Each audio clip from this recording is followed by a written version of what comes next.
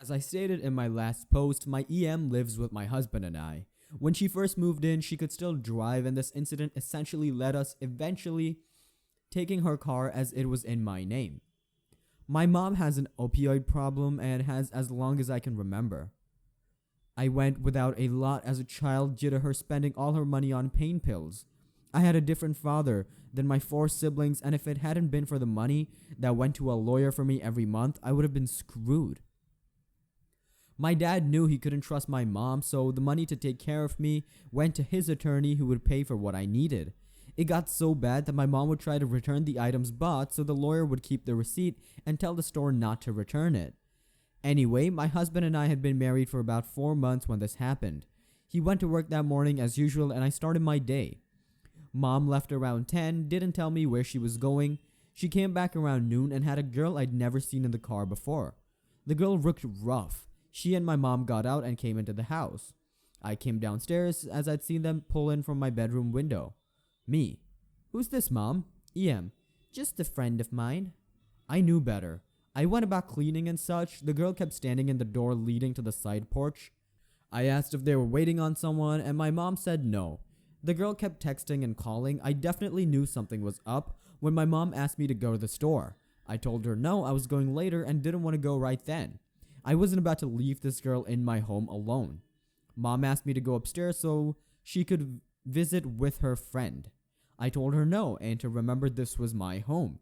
The girl gave Mom a funny look. I went into the kitchen and was putting dishes away when I heard a man's voice. I went back to the dining room to see the girl and my mom talking to a middle-aged man who'd come in. EM. OP, you need to go in the other room for a few minutes. I'm visiting. Me. No, Mom, this is mine and hubby's home. I'm trying to clean. You can visit just fine with me here. The man then asked who I was and I told him I'm EM's daughter. He said he wasn't told I'd be here. I just shrugged and repeated it was my house. I went into the living room and pretended to straight up on the sofa. What I heard confirmed that this was a drug deal in my home. I didn't know what to do. My phone was upstairs and I didn't want to leave those two unsupervised in my house. Mom called me into the dining room and had the audacity to ask me for money. I told her no. She said her friends need to borrow it. I again said no. The man said, well, if you don't have all the money, then you don't get all the shit. And this is sketchy because you didn't tell me this girl would be here. Me. You need to leave. You both do or I'm gonna call the police. I know what you're doing and I don't want this in my house. The girl and the man started yelling at my mom about how she'd set them up. Mom demanded I give her money and I said no once more. EM. Fine, I'll just go get it out of your purse myself. You do what I say. Mom was trying to show these people that she could control me, but she couldn't. Me. Touch my purse and I'll call the cops on you too. The man said, hey yo, that's fine, I'm leaving and you two don't call me again. He left and I never saw him again. Oh, Mom and that girl were so angry with me. TG. You didn't tell me your daughter was a snitch. She's never been here before. Why's she here today? I saw red. I got so angry. So Mom had this girl in my home before without me knowing. Me. Wow, so you've had this post in my home without my permission or me knowing? I'd had a small piece of jewelry turn up missing, and now it made sense. I told the girl to leave and that she wasn't allowed back. Mom started saying yeah, she could come back and that I had ruined everything. I told Mom I didn't appreciate her buying drugs in my home and that I would be calling the cops on them all. This made the girl angry. She started screaming and coming towards me, telling me I wasn't calling anyone. She backed me into the kitchen doorway and started swinging. We went into the kitchen floor fighting. I managed to get her off me and kicked her in the shoulder. Get out now, or I'm gonna run to the neighbors and ask for help. The girl got up and started spitting on me, calling me a snitch and saying I was the law. She went into the dining room and told my mother to never contact her again. My mom begged her not to go. I never saw that girl again and we did call the police. They didn't know her name and neither did I, so she wasn't charged for hurting me. Mom wouldn't say anything at all about the situation. We did install cameras in the rooms to make sure she didn't have anyone back in our home. Why are you opening yourself up like this? You are allowing a known drug user to inhabit your home. You now have proof that she has both A. allowed strangers into your home who B likely stole from you, and C completed drug deals in your home, and you're acting like it's no big deal. This is the kind of thing that gets kids taken away from you. If you have or are gonna have kids, and because of the drug deals taking place in your home and are allowing the person involved to stay in your home, I would think that any lawyer with half a brain could make a pretty good case against you. Mom has to go now. Oh my god. Oh, why? Why? Why is your mother living with you? She's a risk. She's out of her mind. She doesn't care about putting you at risk and already stole from you. Do you want the next meeting with friends ending up with you two getting jailed because there's drugs being dealt at your house? Go seek legal advice, as in yesterday, and get rid of mom.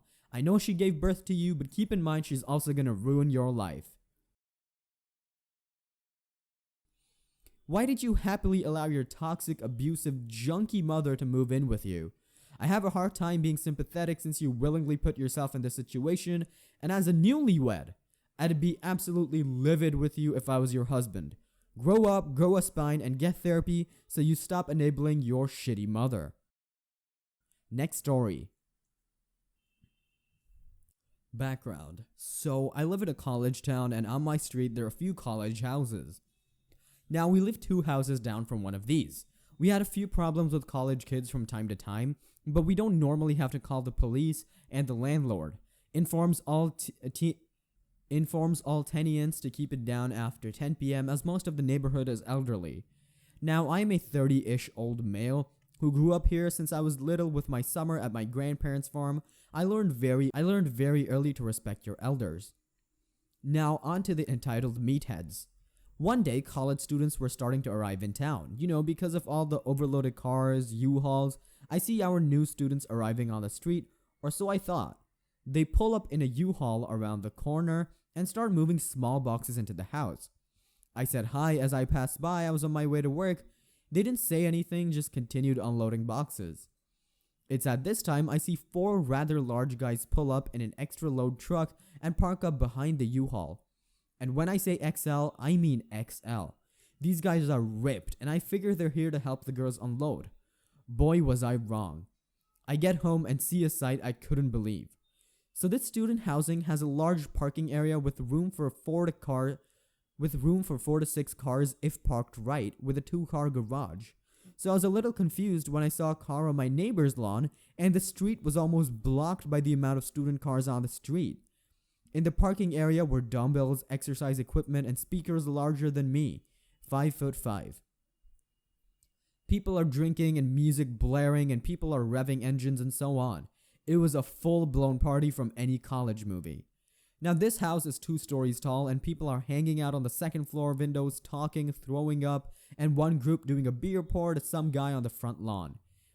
It didn't take long for things to get out of hand, and all I wanted to do was just get to my house, but I would have to either walk around the whole street, which I didn't want to do as I had just pulled a full 8-hour shift, so I nutted up and made my way through the madness.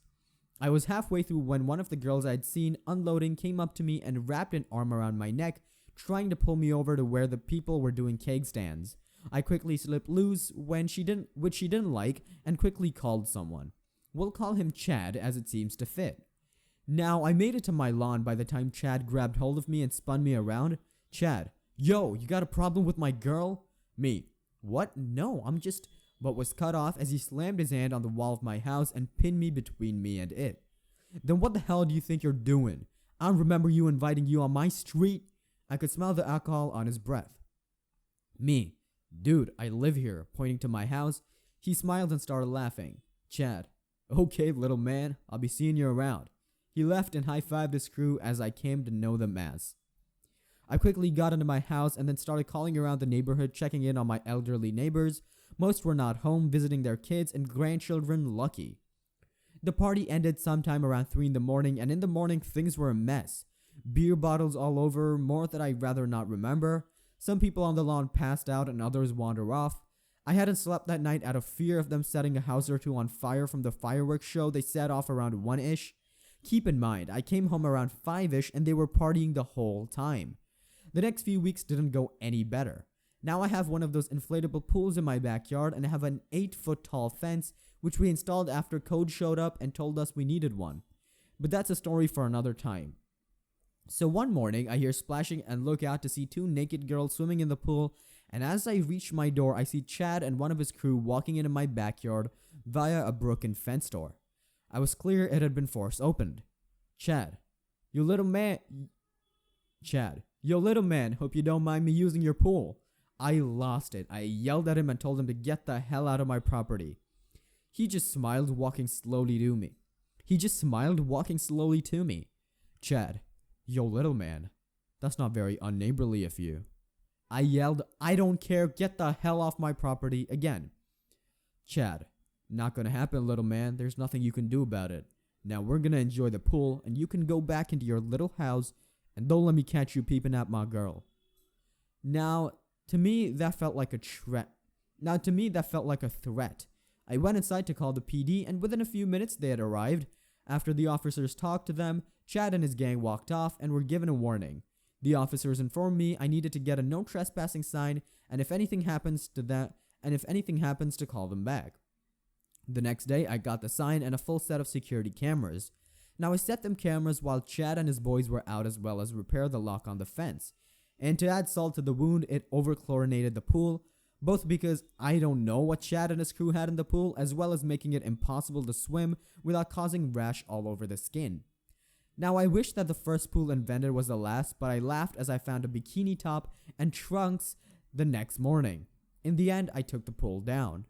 A few more weeks went by. During this time, I had used my connections at the college to find out about Chad and his crew. Turns out he and his crew were on the football team and were there via a scholarship and had been kicked out of their frat house. Now I was getting a plan put together. Over the next few weeks, the neighborhood met up and we had a meeting about the meatheads and the number of problems everyone was having. The list was long. It seems I wasn't the only one they were treating or pressuring. We called the LL on more than one occasion, but since he was out 2 states away and wouldn't be able to check on things for a few months, he said, once everyone was done with their ideas, I told them my plan. To say they were speechless and most of my neighbors had never seen my devilish side. I'm kind of the person who doesn't believe in physically attacking someone, but rather uses workarounds and thinking outside the box. Using my connections at the campus, I found out their coaches, teachers, and imitators.